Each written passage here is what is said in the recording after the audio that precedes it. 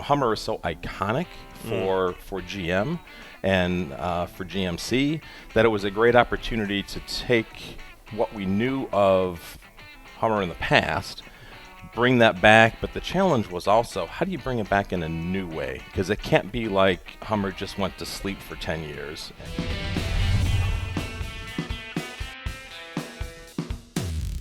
So you had an interesting remit. Like you kind of did some work that wasn't Chevrolet recently. What was it? Are you referring to the Hummer EV?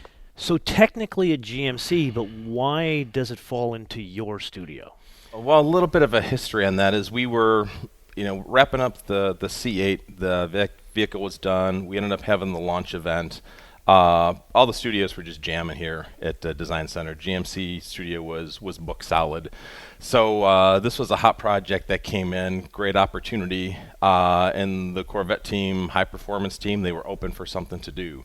So luckily we had that kind of come in with Mark Royce and dropped on our doorstep to develop. Hummer is so iconic for GM and for GMC that it was a great opportunity to take what we knew of Hummer in the past, bring that back, but the challenge was also, how do you bring it back in a new way? Because it can't be like Hummer just went to sleep for 10 years. No. So give me three examples that really drive that point home that you brought into the project. Oh, three examples. Well, I guess I'd start from the beginning of the project. When that came in, it's not usual in the automotive industry. Usually you're basing a vehicle off of something in architecture.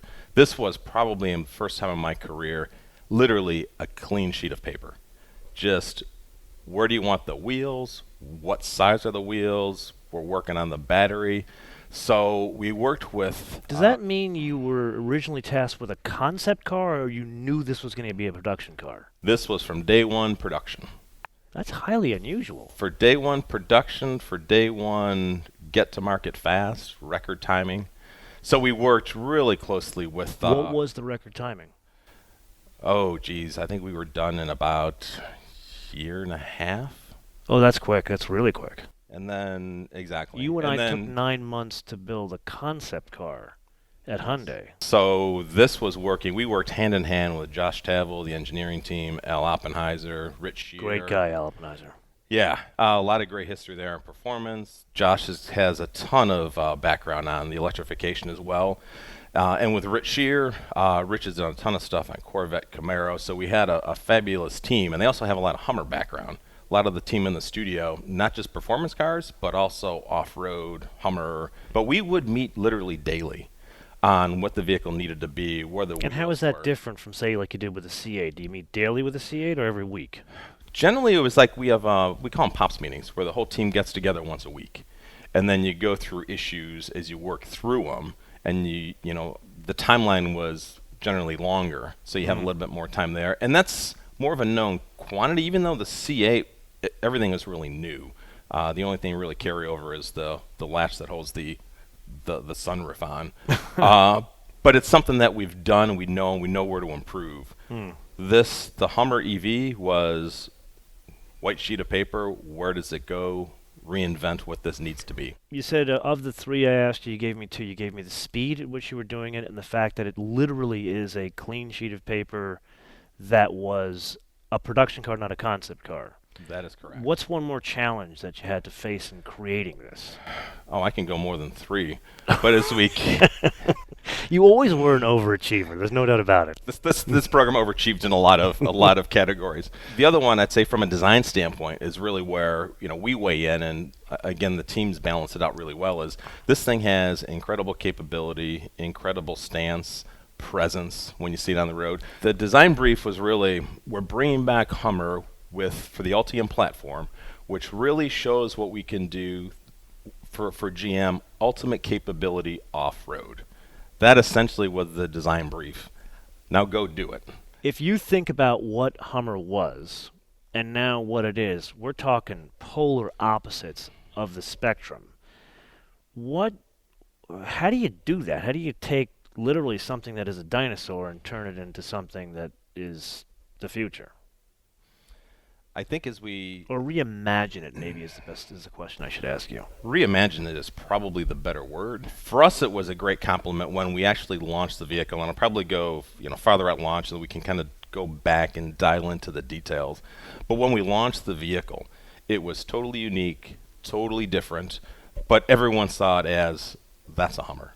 And some of the iconic cues on the Hummer are obviously the stiff windshield. Stiff windshield. We have 3 wipers. That is really iconic to that brand. The turret upper that sits on this really aggressive, lower functional body. What we have on this vehicle as well, compared to the previous, there is more track. There's more muscle. There's more fender shape that we have on the Hummer EV. We did experiment with, do you do a faster windshield? Do you do something that's a little bit more sleek? And as we worked on other solutions, you just look at it, it's like, yeah, it looks good, but it's not a Hummer. And everything kind of gravitated towards this iconic profile that Hummer has. But within that iconic profile, that's where we wanted to get the surfaces more sophisticated, more high-tech, more muscular. And you see that in the surfacing. You can look at the lamps, the headlamps, the tail lamps with the signature H that we have as Easter eggs kind of embedded in there. We also wanted to play up the light signature, which runs across the entire front of the vehicle. Gotta say, cool party trick. More than a party trick. But when you really see those on the road, again, it's iconic now for Hummer, because even in the middle of the night when you see that lit band come through, you know exactly what it is. You gave us a couple of elements that were part of the DNA of Hummer back in the day that made it to the vehicle. What didn't? We wanted to jettison the old perceptions on where the previous vehicle was and get into the new electrification state. It's green. You can have your capability without necessarily the guilt. Everyone immediately looked at this new one as kind of setting the benchmark for Hummer EV and where that needs to go. And that plays perfectly into, where GMC is at as, more of a premium brand, upscale. If you're talking about premium, you're trying to separate GMC from Chevrolet. To the person who's not a truck guy, they would come across as the same, where the Hummer is obviously more of a design icon, but you're trying to make it more premium. What do you put into it to change that, to make that change? Not to sound like Michael Jackson. Yeah. But I would disagree with you on there's a lot of similarities and, there's shared components between the two, but we really attract a different customer between Chevrolet and GMC. Chevrolet is definitely more authentic. They're more, the people that'll buy the Chevrolet trucks, the ZR2, the off-road, they really take them, their toys, and they run and they play with them. They take them off-road, they get them dirty. GMC AT4, they've got a lot of great vehicles as well that play in that genre. They've got a little bit more premium content inside. They appeal to a different market than where we are in the Chevrolet. Some of our high country does get into that more upscale market. But it really comes down to 2 different customer bases. So it's not a content thing, it's the people who actually buy the vehicle. It's the perception's different.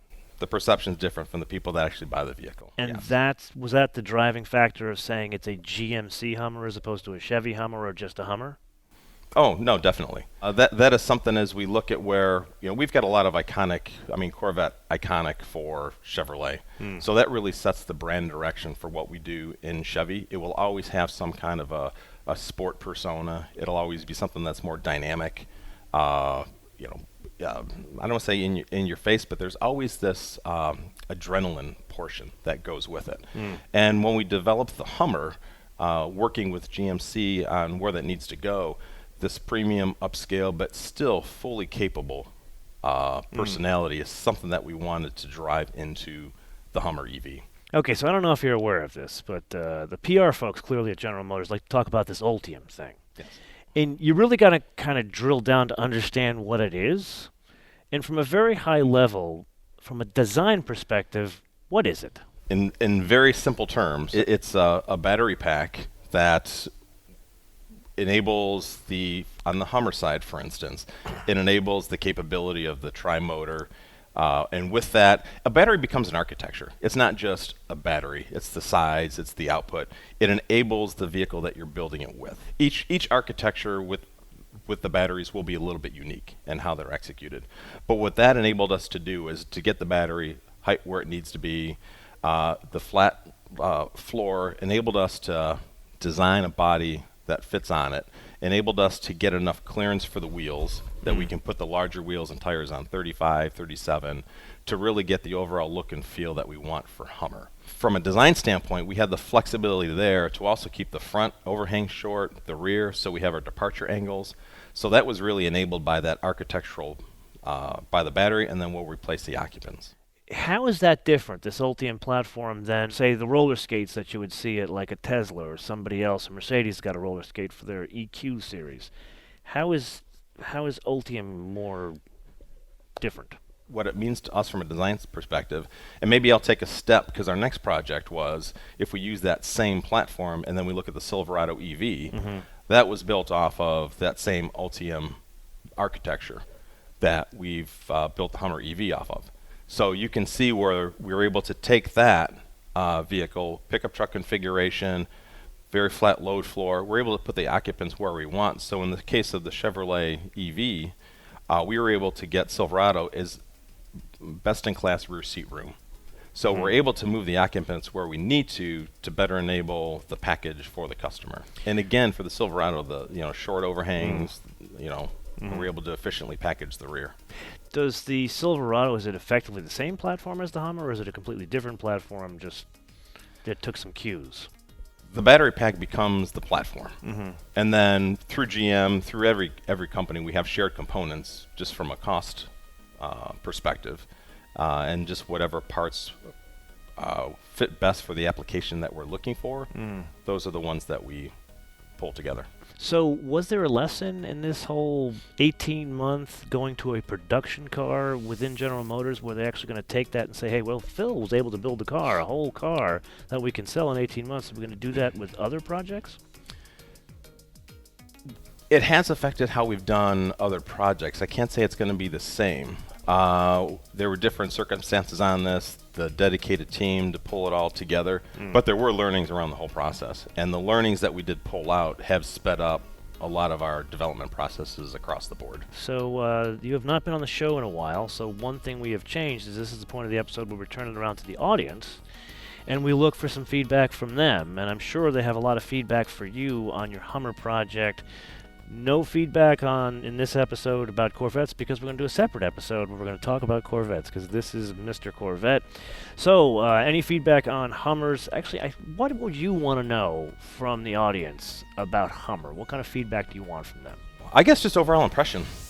We've seen a lot as we've launched the vehicle. We've had a lot of fantastic media launches. Those have all gone extremely well from a capability standpoint, from a performance standpoint, design standpoint. So we've really been happy with the response the vehicle has. And as far as sales as well, it's been ridiculous. What did you sell out with the most expensive one? You sold out in like 3 minutes. $112,000. I'm looking at Renee for the nod. Yeah, the big boss is saying yes, yeah. My attorney, she's keeping me honest. She's nodding yes. Yeah. Okay, so you heard the man. We want some impressions in the comments below or via our social media, MotoManTV, all one word, MotoManTV, all one word, Facebook, Twitter, Instagram. And with it, I do want to leave you with a fun fact about this man right here. Oh, no. Well, you know what's coming. It was, believe it or not, 13 years ago, when both of us had more color in our hair, we built a concept car together. And I will put a link to that episode in the description. Oh, yes. Oh, no. Oh, yes. But everybody wants to see a much younger Phil. So on that episode, on that note, we will see you in the next episode. Bis später. Thanks for that.